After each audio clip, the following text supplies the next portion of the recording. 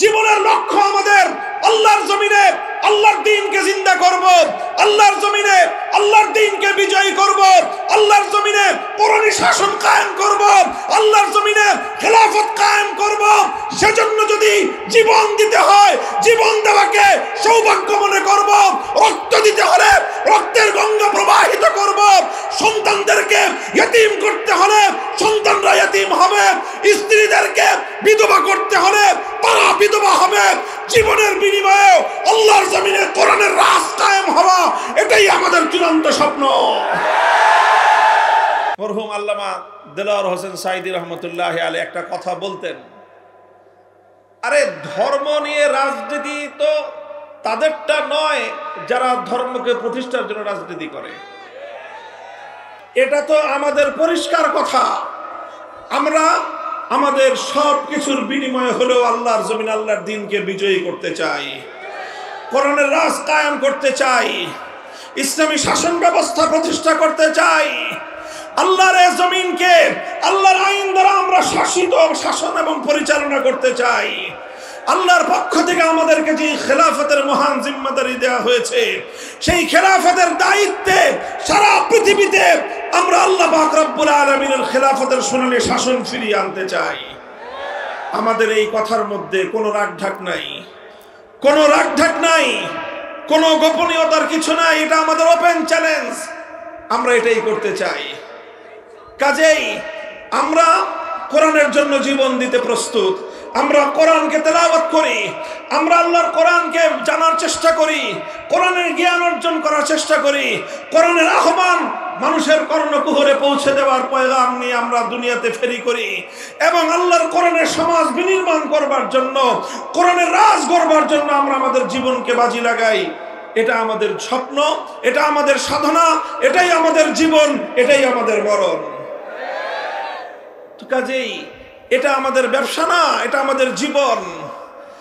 আল্লাহর কোরআন কায়েম করার রাজনীতি করা আমাদের ব্যবসা নয়, এটা আমাদের জীবন, এটাই আমাদের সাধনা। এটার জন্যই আমরা বাঁচি, এটার জন্যই আমরা মরতে চেষ্টা করি।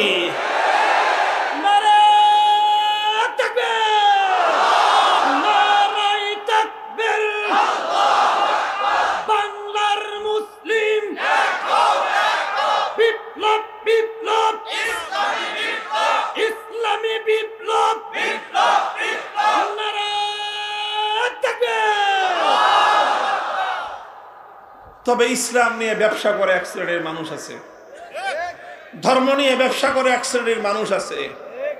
এরা কারা? ধর্ম নিয়ে ব্যবসা করে তারা নির্বাচন আসলে যারা মাথায় পট্টি বাঁধে, নির্বাচন আসলে যারা হাতে তসবিহ নেয়, নির্বাচন আসলে যারা মাথায় টুপি পরে মসজিদের মধ্যে গিয়ে মুসল্লিদের সঙ্গে কোরআনের পক্ষে থাকবার জন্য প্রত্যয় ব্যক্ত করে, আবার নির্বাচনের মাধ্যমে মানুষের ভোটটাকে ধোঁকা দিয়ে আদায় করবার পর নির্বাচিত হয়ে যাওয়ার পর আল্লাহর কোরআনের বিরুদ্ধে যারা আইন তৈরি করে। ধর্ম নিয়ে ব্যবসা তারা করে যারা কোরআনের কথা বলে ক্ষমতায় আসবার পর আল্লাহর কোরআনকে উৎখাত করার জন্য তারা আইন তৈরি করে, রাজনীতি করে। আমরা ধর্ম নিয়ে ব্যবসা করি না, আমরা ধর্মের রাজনীতি করি। আমরা ইসলাম নিয়ে ব্যবসা করি না, আমরা ইসলামের রাজনীতি করি। এই কথাটা আমি অত্যন্ত আন্তরিকতার সাথে আওয়ামী লীগের অবশিষ্ট নেতাকর্মীদেরকে বলবো, আগামী দিনে যদি বাংলাদেশে রাজনীতি করতে হয় আপনাদের এই মনোভাব এবং এই দৃষ্টিভঙ্গি পরিবর্তন করবেন। যে ইসলামী রাজনীতিকে ধর্ম ব্যবসা বলা হয় না, ধর্ম ব্যবসা বলা হয় যারা ধর্ম করে না, যারা ইসলামকে মানে না, অথচ ইসলামকে তারা মানুষের সামনে নিজের অচল মালকে পরিচালিত করবার জন্য, নিজের অবৈধ উদ্দেশ্য চরিতার্থ করার জন্য ইসলামের নামকে যারা স্বার্থ হিসেবে ব্যবহার করে, তারা ধর্ম নিয়ে ধর্মের ব্যবসা করে।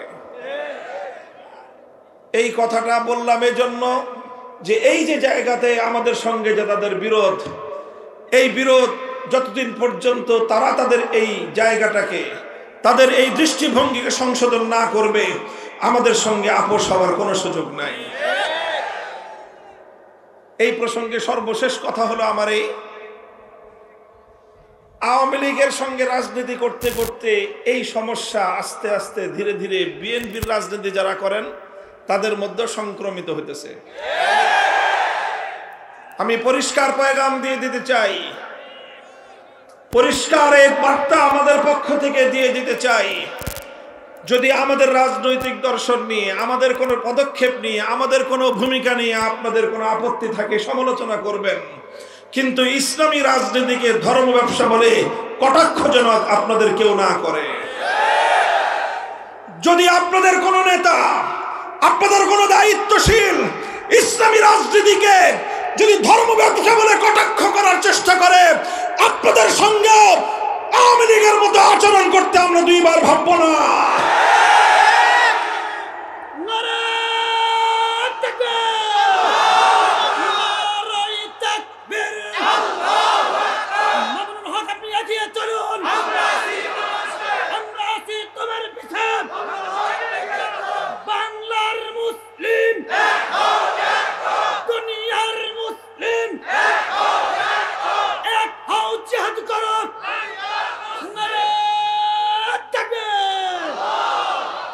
মোহতারাম হাজিরিন, কথাটা পরিষ্কার, সুন্দর পরিষ্কার একটা বার্তা। আমি বাংলাদেশে যারা ইসলাম বিরোধী রাজনীতি যারা করেন অথবা অন ইসলামিক রাজনীতি যারা করেন তাদের প্রতি আমাদের পরিষ্কার বার্তা। এখন মুখে কথা বলছি, সুন্দরভাবে বুঝিয়ে বলছি। যদি আপনি ইসলামের বিরুদ্ধাচরণ করতে চান, গণতান্ত্রিক দেশে ইসলামের বিরুদ্ধাচরণ করতে পারেন। মনে রাখেন, ইসলামের বিরুদ্ধাচরণ করে কেউ ইসলামের এই আল্লাহর প্রজ্বলিত এই আলোক নিভিয়ে দিতে পারবে না। ইসলামের জন্মের প্রথম দিন থেকে ইসলামের বিরুদ্ধাচরণ করা হয়েছে। সকল বিরুদ্ধবাদীরাই একদিন ধ্বংস হয়ে গেছে। ইসলাম তার স্বমহিমায় পৃথিবীতে তার আলো বিকিরণ করেই গিয়েছে। আজও আপনি চাইলে আপনি ইসলামের বিরুদ্ধাচরণ করতে পারেন, কিন্তু ইসলাম প্রতিষ্ঠার রাজনীতিকে ধর্ম ব্যবসা বলে কটাক্ষ করবার চেষ্টা করবেন না। আজ এ কথা শান্ত কণ্ঠে বলছি। মনে রাখবেন, এ দেশে আমরা ধীরে ধীরে আলহামদুলিল্লাহ আল্লাহর কোরআনের প্রতি, ইসলামী অনুশাসনের প্রতি, ইসলামী শাসন ব্যবস্থার প্রতি, খেলাফতের শাসন ব্যবস্থার প্রতি, ইসলামী রাজনীতির প্রতি শুধুমাত্র আলেম সমাজ নয়, শুধুমাত্র মাদ্রাসা মসজিদের জনশক্তি নয়, প্রতিটি বিশ্ববিদ্যালয়ে, প্রতিটি ক্যাম্পাসে, প্রতিটি কলেজে, স্কুলে পর্যন্ত ইনশাআল্লাহ আল কোরআনের সৈনিক তৈরি হতে শুরু করেছে।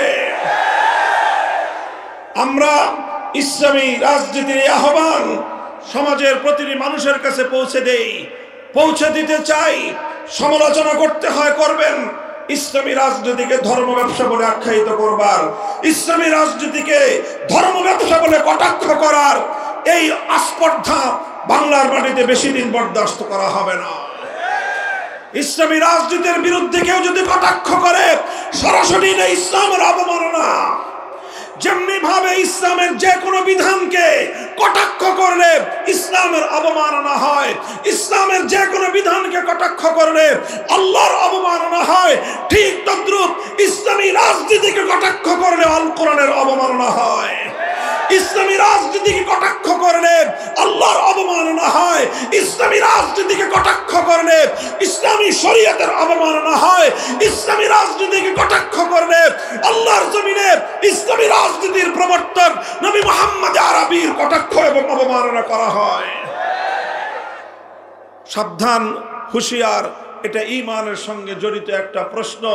আল্লাহ পাক রব্বুল আলামিন সকলকে বুঝবার তৌফিক দান করেন।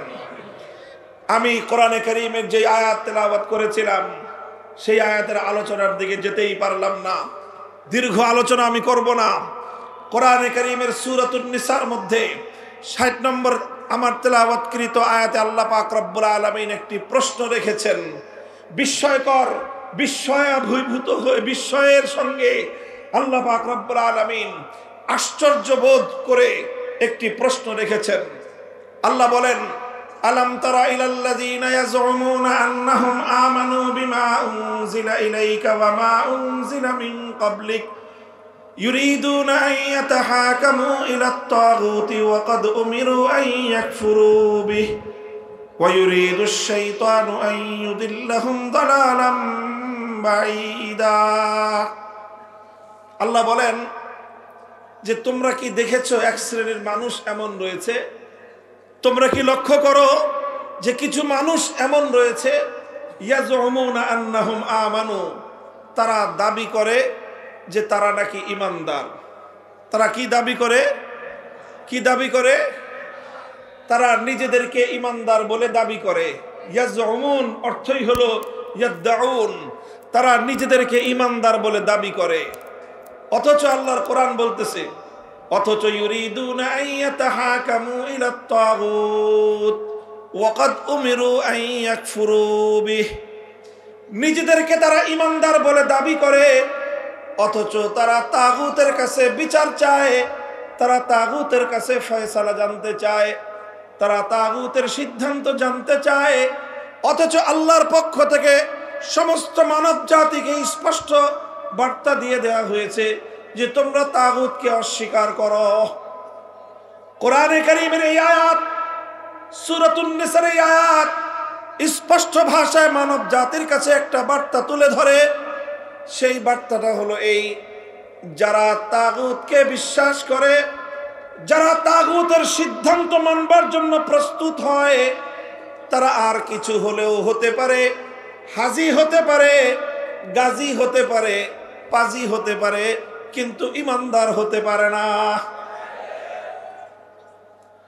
আল্লাহর কোরআনের বার্তা হলো এই যে তুমি তাগুতের কাছে ফয়সালা চাইবা, তাগুতের কাছে সিদ্ধান্ত জানতে চাইবা, তাগুতের বিচার মানবা, আবার নিজেকে ঈমানদারও মনে করবা। এই দুটো কোশ্চিন কেন একত্রিত হতে পারে না। কোরআনে কারীমের বহু আয়াত একইভাবে আল্লাহ পাক রব্বুল আলামিন তাগুতের প্রতি ঈমানদারদেরকে চূড়ান্তভাবে তাগুতকে বর্জন করতে বলা হয়েছে। সূরাতুল বাকারার মধ্যে আল্লাহ পাক রব্বুল আলামিন স্পষ্ট ভাষায় বলেছেন, আল্লাহ পাক রব্বুল আলামিন কোরআনে কারীমের বিভিন্ন জায়গায় তাগুত সম্পর্কে পরিষ্কার বার্তা দিয়েছেন। আল্লাহ বলেছেন, আল্লাযীনা আমানু ইউকাতিলুনা ফী সাবিলিল্লাহ ওয়াল্লাযীনা কাফারু ইউকাতিলুনা ফী সাবিলিত তাগুত। আল্লাহ বলেন যারা ঈমানদার তারাও লড়াই করে, যারা বেঈমান তারাও লড়াই করে।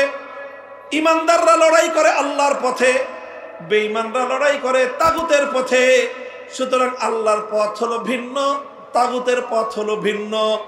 আলো এবং অন্ধকার যেমন একাকার হতে পারে না, আসমান আর জমিন যেমন একত্রিত হতে পারে না, ঠিক তেমনি ভাবে আল্লাহর উপর বিশ্বাস এবং তাগুতের উপর আস্থা বিশ্বাস, এই দুটো কোশ্চিন কেন একত্রিত হতে পারে না। যদি আপনি আমি ঈমানদার হতে চাই, মুমিন হতে চাই, তাহলে পরিষ্কার আল্লাহর কোরআন পরিষ্কার সাফ সাফ আমাদেরকে বলে দিয়েছে যে তোমাদেরকে আল্লাহর উপর ঈমানদার হতে হবে, আল্লাহর উপর বিশ্বাসকে অটল এবং অবিচল রাখতে হবে। একই সঙ্গে তাগুতকে তোমার অস্বীকার করতে হবে। তুমি যদি তাগুতকে অস্বীকার করতে না পারো, তাহলে তুমি তোমার ঈমান কোশ্চিনকালেও আল্লাহর নিকট গ্রহণযোগ্য হতে পারে না। প্রশ্ন আসতে পারে তাগুত কাকে বলা হয়। খুব সংক্ষিপ্ত আলোচনার মাধ্যমে আমি আপনাদের সম্মুখে তাগুতের সংক্ষিপ্ত পরিচয় তুলে ধরবো। এটাই আমার আলোচনার সর্বশেষ পয়েন্ট। মুহতারাম হাজিরিন, যুগে যুগে কোরআনে কারীমের যত মুফাসসিরিনগণ তাফসীর লিখেছেন, কোরআনে কারীমের তাফসীর করেছেন, তারা সকলেই তাগুতের পরিচয় তুলে ধরেছেন। সকল মুফাসসিরিনদের আলোচনাকে যদি একত্রিত করা হয়, তাগুত সম্পর্কে মুফাসসিরিনগণ যেই ব্যাখ্যা, যেই বিশ্লেষণ, তাগুতের যেই ডেফিনিশন এবং তার যে সংজ্ঞা তুলে ধরেছেন, তার সারমর্ম হলো এই, তাগুত কাকে বলা হয়?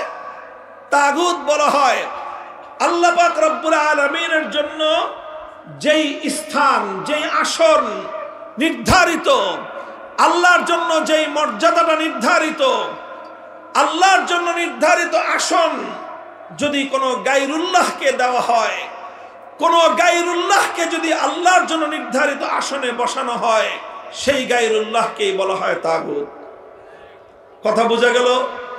যেমন ছোট্ট একটা দৃষ্টান্ত দেই, আপনারা প্রশ্নের জবাব দিয়ে দৃষ্টান্তটা বুঝতে সহজ হবে। বলেন তো, এই মহাবিশ্বের মধ্যে ইবাদতের উপযুক্ত একমাত্র কে? আরো জোরে বলেন, মহাবিশ্বের মধ্যে ইবাদতের উপযুক্ত একমাত্র কে? আল্লাহ। ইবাদতের উপযুক্ত একমাত্র আল্লাহ। এখন এই আল্লাহর জন্য যেই ইবাদত, সেই ইবাদত যদি আল্লাহর জন্য না করে কোনো গায়রুল্লাহর জন্য কেউ ইবাদত করে, তাহলে যেই গায়রুল্লাহর জন্য ইবাদত করা হবে সেই গায়রুল্লাহকেই বলা হয় তাগুত। আরো স্পেসিফিক দৃষ্টান্ত বুঝেন, যেরকম কোরআনে কারীমের মধ্যে সে যুগের কথা বলা হয়েছে, সেই যুগে কিছু মানুষ আল্লাহকে বাদ দিয়ে লাত, মানাত, উজ্জা, হুবাল এই সকল দেবদেবতার পূজা করত, এই সকল দেবদেবতার ইবাদত করত। ইবাদতের উপযুক্ত একমাত্র কে? জোরে বলেন কে? যখনই কোনো মানুষ আল্লাহকে বাদ দিয়ে লাত, মানাত, উজ্জা, হুবাল দেবতার ইবাদত করলো, তখন লাত, মানাত, উজ্জা, হুবাল এই দেবতাগুলোকে আল্লাহর জন্য নির্ধারিত আসনে সমাসীন করা হলো।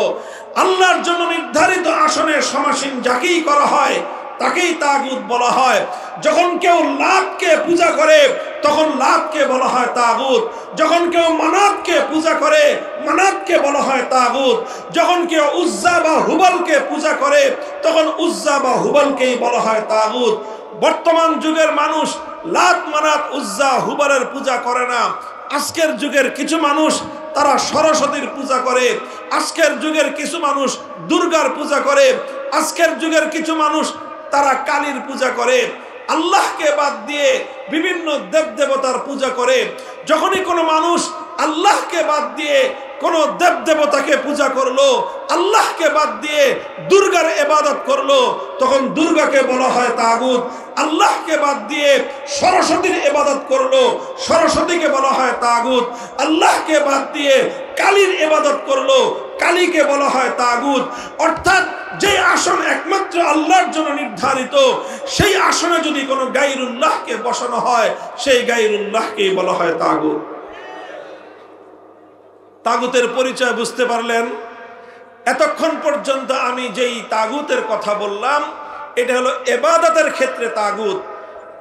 ঈমানের জন্য অপরিহার্য জরুরি বিষয় হলো প্রত্যেকটা মুমিনকে, প্রত্যেক ব্যক্তিকে একত্ববাদ তথা তাওহীদকে বিশ্বাস করতে হবে। তাওহীদ হলো ঈমানের সবচেয়ে গুরুত্বপূর্ণ বুনিয়াদ। ঈমানের সবচেয়ে গুরুত্বপূর্ণ বুনিয়াদ কি বললাম? বলেন কি? তাওহীদ। তাওহীদ মানে কি? একত্ববাদ। তাওহীদ মানে কি? একত্ববাদ। এই একত্ববাদের একটা অংশ হলো তাওহীদ ফিল ইবাদাহ। ইবাদতের মধ্যে আল্লাহর একত্ববাদকে মানতে হবে। ইবাদতের একমাত্র উপযুক্ত কে? জোরে বলেন, ইবাদতের একমাত্র উপযুক্ত কে? ইবাদতের উপযুক্ত একমাত্র আল্লাহকে বিশ্বাস করা, ইবাদতের উপযুক্ত একমাত্র আল্লাহকে স্বীকার করা, ইবাদতের উপযুক্ত একমাত্র আল্লাহকে মান্য করা, এটাকে বলা হয় তাওহীদ ফিল ইবাদাহ। আল্লাহকে বাদ দিয়ে যখন কোনো গায়রুল্লাহর ইবাদত করা হয় এটাই হলো শিরক, আর যেই গায়রুল্লাহর ইবাদত করা হলো তাকেই বলা হয় তাগুত।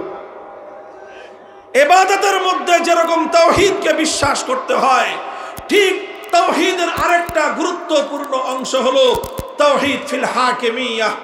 হাকিমিয়াতের অর্থ হলো এই আসমান এবং জমিন সহ মহাবিশ্বের মধ্যে মাখলুকাতের জন্য, সকল সৃষ্টি জগতের জন্য আইন তৈরি করবার, বিধান তৈরি করবার একমাত্র অধিকার কার? চিৎকার করে বলেন, এই মহাবিশ্বের মধ্যে আইন এবং বিধান তৈরি করবার চূড়ান্ত ক্ষমতা একমাত্র কার? এই মহাবিশ্বের মধ্যে ইবাদতের উপযুক্ত একমাত্র কে? ইবাদতের উপযুক্ত যেমন একমাত্র আল্লাহ, ঠিক তদ্রূপ মহাবিশ্বের মধ্যে আইন এবং বিধান তৈরি করবারও একমাত্র অধিকার কার? একমাত্র অধিকার হলো আল্লাহর। ইবাদতের উপযুক্ত একমাত্র আল্লাহ, এটাকে বলা হয় তাওহীদ ফিল ইবাদাহ, ইবাদতের তাওহীদ। ঠিক তদ্রূপ আইন এবং বিধান তৈরি করবার ক্ষেত্রেও চূড়ান্ত ক্ষমতা একমাত্র আল্লাহর, এটাকে বলা হয় তাওহীদ ফিল হাকিমিয়াহ, অর্থাৎ আইন তৈরি করবার, বিধান তৈরি করবার তাওহীদ। এবার আমি আপনাদেরকে জিজ্ঞাসা করি, কোন একজন মানুষ যদি আল্লাহরও ইবাদত করে আবার দুর্গারও পূজা করে, লোকটা ইমানদার না বেঈমান? একজন মানুষ 24 ঘন্টার মধ্যে 23 ঘন্টা 55 মিনিট আল্লাহর ইবাদত করলো, শুধুমাত্র 5 মিনিটের জন্য কোন গায়রুল্লাহর ইবাদত করলো, কোন দেবতার পূজা করলো, আপনারা বলেন দেখি লোকটা ইমানদার না বেঈমান? কারণ কি?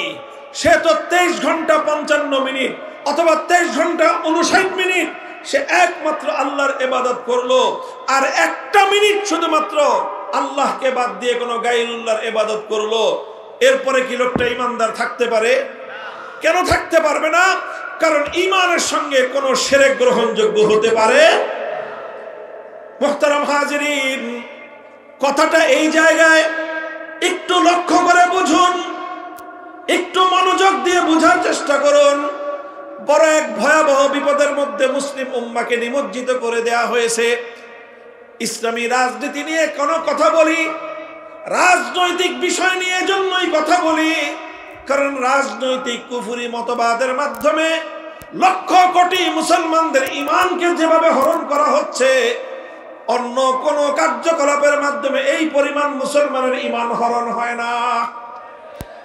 বন্ধুগণ, আমার বাংলাদেশের কোন একজন মুসলমান 1 মিনিটের জন্য, 1 মুহূর্তের জন্য কোন একটা দেবতার পূজা করবে, কোন মুসলমান সেটা দেখে বরদাস্ত করতে পারে না। কারণ প্রত্যেকটা মুসলমান এই কথা জানে যে ইবাদতের একমাত্র উপযুক্ত হলো আল্লাহ। আল্লাহকে বাদ দিয়ে কোন গায়রুল্লাহর যদি পূজা করা হয়, তাহলে 1 মুহূর্তের জন্য কোন গায়রুল্লাহর ইবাদত করলে একজন মানুষ আর কিছু হলেও হতে পারে, ঈমানদার থাকতে পারে না। কিন্তু বড় দুঃখ এবং পরিতাপের বিষয়, ইবাদতের উপযুক্ত যেরকম একমাত্র আল্লাহ, ওই এক আল্লাহকে বাদ দিয়ে গায়রুল্লাহর ইবাদত করলে যেরকম মানুষের ঈমান থাকে না, ঠিক তদ্রূপ মানব জাতির জন্য, বিশ্বের জন্য, গোটা মাখলুকাতের জন্য আইন এবং বিধান তৈরি করবার একমাত্র অধিকার কার? এটাও তো তাওহীদ, এটাও তো আল্লাহর একত্ববাদ। অথচ অসংখ্য অগণিত মানুষ ইসলামের নাম ধারণ করে, অসংখ্য অগণিত মানুষ 5 ওয়াক্ত নামাজ পড়ে, অসংখ্য অগণিত মানুষ বছর বছর হজ করে, প্রতি বছর রোজা রেখে, অসংখ্য অগণিত মানুষ মাথায় টুপি পরে, মুখে দাড়ি রেখে, তারা তাওহীদ ফিল হাকিমিয়ার বিশ্বাসকে লঙ্ঘন করে আল্লাহর আইনের জায়গায় গায়রুল্লাহর আইনকে সমান মর্যাদা দিয়ে তারা তাদের ঈমানকে ধ্বংস করে বেঈমান আর মুশরিকে পরিণত হচ্ছে। এই বিষয়ে কোনো কথা নাই। এই বিষয়ে কথা বলতে গেলেই আমাদের টুটি চেপে ধরবার চেষ্টা করা হয়। এই বিষয়ে মুসলমানদেরকে সতর্ক করতে গেলেই বলে যে হুজুররা ওয়াজের মাঠে রাজনীতি করবেন না। আমরা তো রাজনীতি করতে চাই নাই, কিন্তু যখন আমরা দেখি রাজনীতির মাধ্যমে সরল প্রাণ মুসলমানদের ঈমান হরণ করা হয়, তখন সেই কুফরি রাজনীতির বিরুদ্ধে কথা বলা আলেমদের ফরজ। সেই কুফরি রাজনীতির বিরুদ্ধে তখন কথা বলা, উম্মতকে সতর্ক করা প্রত্যেকটা ঈমানদার আলেমের দায়িত্ব এবং কর্তব্য হয়ে দাঁড়ায়। মুহতারাম হাজিরিন, এই কথা অনেক লম্বা দীর্ঘ একটা আলোচনার বিষয়। রাত গভীরে এত সূক্ষ্ম বিষয় দীর্ঘ আলোচনা করবার কোনো সুযোগ আমার নাই। আমি শুধু আল্লাহর পয়গম্বরের একটি হাদিসের উদ্ধৃতি দিচ্ছি আপনাদেরকে, বিষয়টা একটু বোঝানোর জন্য। লক্ষ্য করে বুঝেন, এরপরে আলোচনা সমাপ্ত হবে। হযরতে আদী ইবনে হাতেম রাদিয়াল্লাহু তাআলা আনহু, আল্লাহর নবীর একজন জলিলুল কদর সাহাবী, অতি উচ্চ মর্যাদা সম্পন্ন একজন সাহাবী। নাম হলো তার আদী, তার বাবার নাম হাতেম তাই। আমরা হাতেম তাইয়ের নাম শুনেছি, বিশ্ববিখ্যাত, পৃথিবীর মধ্যে একজন দানবীর।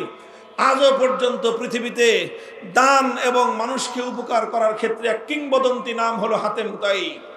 এই হাতেম তাইর ছেলে ছিলেন আদী ইবনে হাতেম। আদী ইবনে হাতেম তিনি তার গোত্রের একজন সর্দার ছিলেন, প্রধান ছিলেন। তারা খ্রিস্টান জাতি ছিলেন। সেই আদী ইবনে হাতেম আল্লাহর নবীর কাছে আসলেন নবীজির সঙ্গে দেখা করতে। নবীজির কাছে এসে দেখেন যে আল্লাহর নবী কোরআনে কারীমের সূরাতুল বারাতের আয়াত তেলাওয়াত করতেছেন, ইত্তাখাযু আহবারাহুম ওয়া রুহবানাহুম আরবাবাম মিন দুনিল্লাহ, ইত্তাখাযু আহবারাহুম ওয়া রুহবানাহুম আরবাবাম মিন দুনিল্লাহ। আল্লাহ পাক রব্বুল আলামিন কোরআনে কারীমের মধ্যে খ্রিস্টানদের সম্পর্কে একটা অভিযোগ করেছেন। অভিযোগটা হলো খ্রিস্টানরা তাদের মধ্যকার দুই শ্রেণীর মানুষ, এক হলো আহবার অর্থাৎ তাদের মধ্যে যারা জ্ঞানী সম্প্রদায়, আরেক হলো তাদের রুহবান, তাদের মধ্যে যারা পাদ্রী সম্প্রদায়।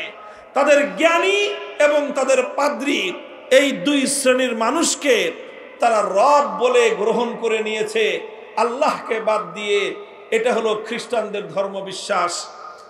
যখন আল্লাহর নবী কোরআনের এই আয়াত শুনলেন, এই আয়াত তেলাওয়াত করলেন, আদি ইবনে হাতেম আল্লাহর নবীর কাছে প্রশ্ন করলেন, যে ইয়া রাসূলুল্লাহ, আপনার কোরআনের মধ্যে, আপনাদের ধর্মগ্রন্থে আমাদের খ্রিস্টানদের সম্পর্কে যে অভিযোগটা করা হয়েছে সেই অভিযোগটা তো অবাস্তব। আল্লাহর নবী বললেন, কিভাবে অবাস্তব? বললেন, আমরা তো কোনোদিন কোনো খ্রিস্টান, আমাদের কোনো জ্ঞানীকে আমরা রব বলি নাই। আমরা তো কোনোদিন আমাদের কোনো জ্ঞানী ব্যক্তির পূজা বা ইবাদত করি না। আমরা তো কোনোদিন আমাদের মধ্যকার কোনো পাদ্রীর পূজা করি না। আমরা তো কোনোদিন আমাদের কোনো পাদ্রীকে আমাদের রব বলে আমরা ঘোষণা করি নাই। তাহলে আপনি কেন বলছেন যে খ্রিস্টানরা তাদের পাদ্রী এবং তাদের জ্ঞানীদেরকে রব বলে গ্রহণ করে নিয়েছে? এই কথাটা তো খ্রিস্টানদের সম্পর্কে ঠিক নয়। আল্লাহর নবী তখন আদি ইবনে হাতেমকে পাল্টা প্রশ্ন করলেন, হে আদি তুমি জবাব দাও, হে আদি তুমি জবাব দাও যে তোমরা আলাস্তুম হাররামতুম মা হাররামুহু ওয়া আহলালতুম মা আহাল্লুহু। তুমি আমাকে একটা জবাব দাও, তোমাদের খ্রিস্টানদের মধ্যে এমন কোন রীতি আছে কিনা যে আল্লাহ পাক রব্বুল আলামিন কোন একটা জিনিসকে বৈধ বলেছেন, অথচ আল্লাহর সেই হালালকৃত বৈধ জিনিসটাকে তোমাদের জ্ঞানী এবং পাদ্রীরা মিলে যদি অবৈধ ঘোষণা করে দেয়, তখন খ্রিস্টান তোমরা সম্প্রদায়, তোমাদের জ্ঞানীদের, তোমাদের সুশীল সমাজ যখন সেটাকে অবৈধ বলল, আল্লাহ বৈধ বলেছেন, হালাল বলেছেন, তোমাদের সুশীলরা যখন সেটাকে হালাল অবৈধ বলে দেয়, তোমরা সেটাকে অবৈধ বলে মেনে নাও।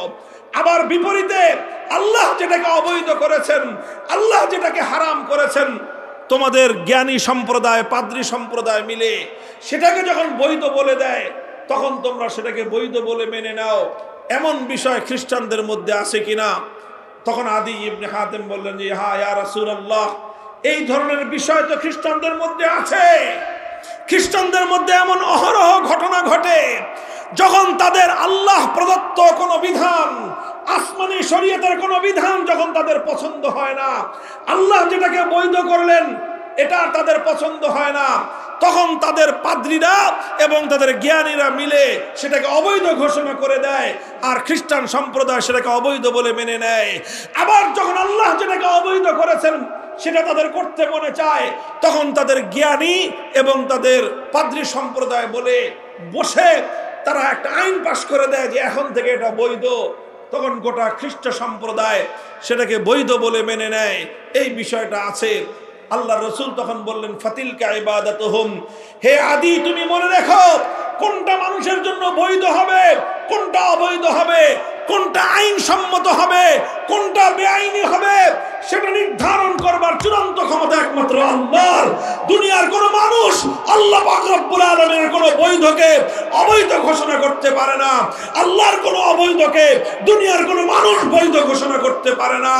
যে মানুষ আল্লাহর বৈধকে অবৈধ বলবে, যে মানুষ আল্লাহর অবৈধকে বৈধ বলবে, সে সরাসরি আল্লাহর সঙ্গে টক্কর দিল, সে আল্লাহর সঙ্গে বিরোধ করলো। এই পৃথিবীতে সে হলো সবচেয়ে বড় তাগুত। মুহতারাম হাজিরিন, বড় দুঃখ এবং পরিতাপের বিষয় হলো এই যে এক মিনিটের জন্য আল্লাহর জায়গায় কোনো গায়রুল্লাহর ইবাদত করলে কোনো মানুষ ইমানদার থাকতে পারে না।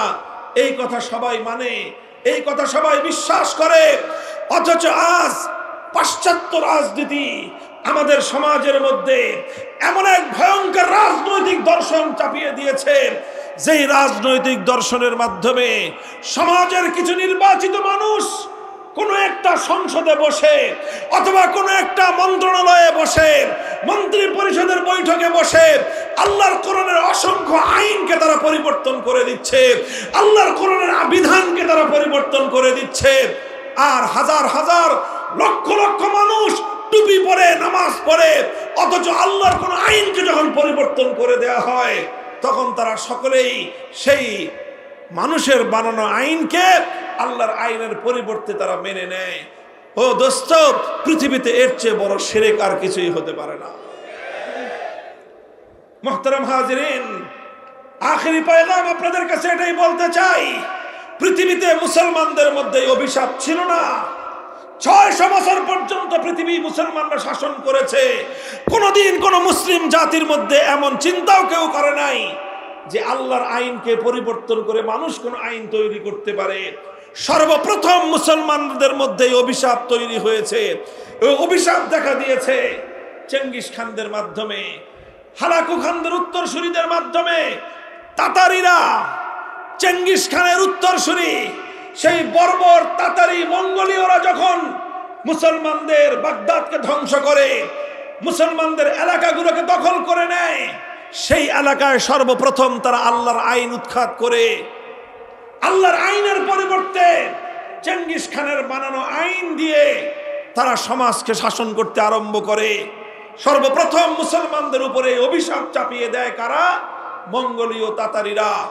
যখন এই অভিশাপ মুসলমানদের উপর চেপে বসে, এই বিপদ যখন মুসলমানদের উপর চেপে বসে, মুসলমানদের আলেম সমাজ, মুসলমানদের নেতৃত্ব লক্ষ লক্ষ মানুষের রক্তের বিনিময়ে, শাহাদাতের বিনিময়ে এই চেঙ্গিসি ফিতনা আল্লাহর আইনের পরিবর্তে মানুষের বানানো আইনকে মোকাবেলা করার জন্য, মুসলিম সমাজ থেকে উৎখাত করার জন্য তারা অবিরাম সংগ্রাম করেছেন। শাইখুল ইসলাম ইবনে তাইমিয়া রাহমাতুল্লাহি আলাইহি, যার নাম আজ উচ্চারণ করা হয় আরবে এবং আজমে, যেই শাইখুল ইসলাম ইবনে তাইমিয়ার নাম উচ্চারণ না করে দুনিয়ার মুসলিম উম্মাহ এক কদম সামনে চলতে পারে না। সেই ইবনে তাইমিয়া রাহমাতুল্লাহি আলাইহি তার জীবদ্দশায় এই তাতারিদের মোকাবেলা করতে গিয়ে জীবনের দীর্ঘ একটা সময় কারারুদ্ধ থেকেছেন। 6 বার তিনি কারারুদ্ধ হয়েছেন। কারাগারের অন্ধকার প্রকোষ্ঠে তার জীবনের গুরুত্বপূর্ণ সময়, অধিকাংশ সময় অতিক্রান্ত হয়েছে। সব জুলুম সহ্য করেছেন, সমস্ত ত্যাগের কুরবানি হাসি মুখে বরণ করে নিয়েছেন, কিন্তু আল্লাহর আইনের পরিবর্তে মানুষের বানানো আইনকে এক মুহূর্তের জন্য মেনে নেন নাই। অনেক ত্যাগের কোরবানির মাধ্যমে এক সময় তাতারিদের পতন হয়, অনেক তাতারিরা মুসলমান হয়ে যায়, বাকিরা উৎখাত হয়ে আবার মুসলমানদের উপর, সেই মুসলমানদের উপর থেকে সেই বিপদ দূর হয়ে আবার আল্লাহর আইন এবং আল্লাহর শাসন, আল্লাহর কোরআনের শাসন ফিরে আসে। এইভাবে চলতে চলতে সেই মুসলমানদের সালতানাতে ওসমানিয়ার সময় পর্যন্ত, মুসলমানদের সালতানাতে ওসমানিয়া এবং এই ভারতবর্ষের মোগল সাম্রাজ্য সময় পর্যন্ত আইন চলতো একমাত্র কার? শাসন করত মুসলমান, শাসন করত শাসক, শাসন করত রাজা বাদশাহ, আইন চলত কার? এভাবেই চলছে মুসলমানরা। যখন 1757 সালে সর্বপ্রথম এই ব্রিটিশ বর্ষ, এটা যখন এই ভারতবর্ষকে ব্রিটিশরা দখল করে, মুসলমানদের রাজত্বকে দখল করে, ব্রিটিশরা যখন তাদের গোলামির জিঞ্জির দিয়ে জাতিকে বন্দী করে নেয়, তখন তারা সবচেয়ে বড় যেই বিপদটা মুসলমানদের কাঁধের উপর চাপিয়ে দিয়েছিল, তাদের স্বাধীনতা কেড়ে নিয়েছে, দেশ কেড়ে নিয়েছে, সম্পদ কেড়ে নিয়েছে, এটা বড় বিপদ ছিল না। বরং সবচেয়ে বড় বিপদ ছিল ব্রিটিশরা। তারা মুসলমানদের সমাজ থেকে আল্লাহর আইন, আল্লাহর কোরআনের আইন, শরীয়তের আইনকে উৎখাত করে ব্রিটিশ প্রবর্তিত আইন মুসলমানদের উপর চাপিয়ে দেয়। মুহতারাম হাজিরিন, 190 বছর পর্যন্ত ব্রিটিশদের মোকাবেলা করা হয়েছে, সংগ্রাম করা হয়েছে, যুদ্ধ করা হয়েছে, জিহাদ করা হয়েছে, ব্রিটিশদেরকে উৎখাত করা হয়েছে। 1947 সালে 190 বছরের সংগ্রামের মধ্য দিয়ে ব্রিটিশদেরকে উৎখাত করা হয়েছিল। ব্রিটিশদের বানানো আইন দিয়ে আবার মুসলমানরা শাসিত হবে এজন্য নয়। ব্রিটিশরা উৎখাত হয়েছে 1947 সাল থেকে আজ 2025 সাল। কত বছর হয়? প্রায় 75 বছর, প্রায় 72-73 বছর।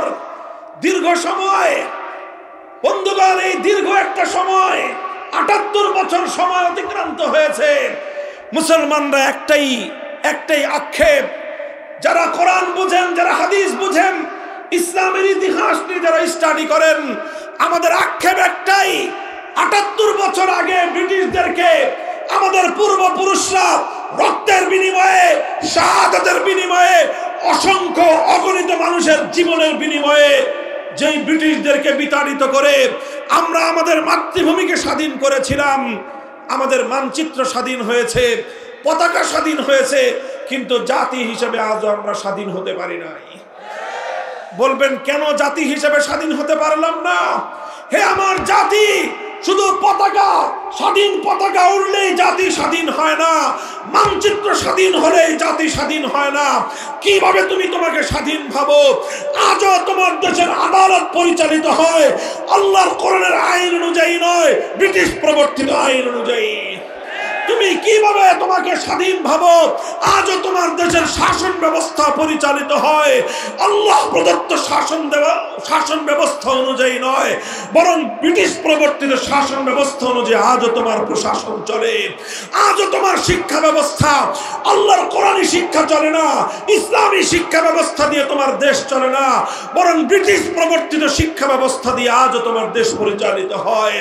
আজও তোমার দেশের অর্থনীতি আল্লাহ অর্থ ব্যবস্থা দিয়ে চলে না, আজও তোমার অর্থনীতি ব্রিটিশ প্রবর্তিত সুদ ভিত্তিক অর্থ ব্যবস্থা দিয়ে পরিচালিত হয়।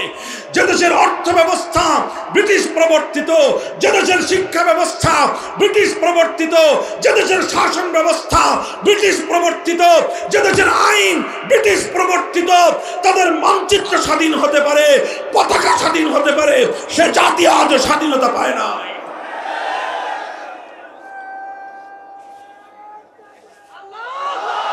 ভাই আমার আখেরি পয়গাম, জুলাই এবং আগস্ট বিপ্লবকে দ্বিতীয় স্বাধীনতা বললে কিছু মানুষ সহ্য করতে পারে না, অথচ জুলাই এবং আগস্টের বিপ্লবের মাধ্যমে প্রকৃত অর্থেই বাংলার মানুষ নতুন করে স্বাধীনতা পেয়েছে।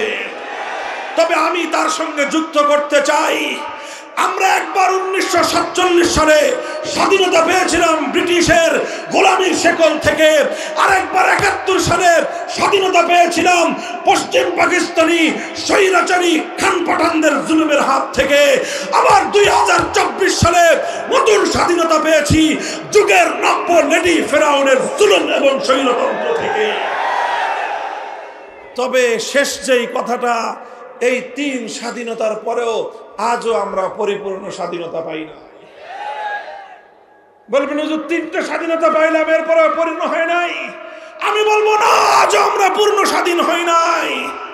হে মুসলমান, আমরা স্বাধীন, পূর্ণ স্বাধীন হব যেদিন আমার এই স্বাধীন মুসলমানের মাটি থেকে মানব রচিত সমস্ত আইন, সমস্ত শাসন তন্ত্রমন্ত্রকে বঙ্গোপসাগরে ভাসিয়ে দিতে পারবো। আলহামদুলিল্লাহ, জুলাই এবং আগস্ট বিপ্লবের মধ্য দিয়ে আমরা এখন নতুন করে সেই স্বপ্ন দেখতে শুরু করেছি। আলহামদুলিল্লাহ বলেন, কথা ঠিক না বেঠিক? বলবেন হুজুর জুলাই আগস্টে কি ইসলামী বিপ্লব হয়েছে? আমি বলবো যে না, জুলাই আগস্টে ইসলামী বিপ্লব হয় নাই, তবে ইসলামী বিপ্লবের পূর্বাভাস দেখা দিয়েছে। যেমন প্রতিদিন সকালবেলা যখন সূর্য উদিত হয়, সূর্য উদয়ের ঘন্টা দেড়েক আগে পূর্ব দিগন্তে সুবহে সাদেকের অভ্যুদয় ঘটে। কথা বলেন ঠিক না বেঠিক? আমরা যখন ফজরের নামাজের ওয়াক্ত হয়, ফজরের নামাজ পড়ি, তখন কিন্তু সূর্য উঠে না। সূর্য উঠে তখন সুবহে সাদেক হয়।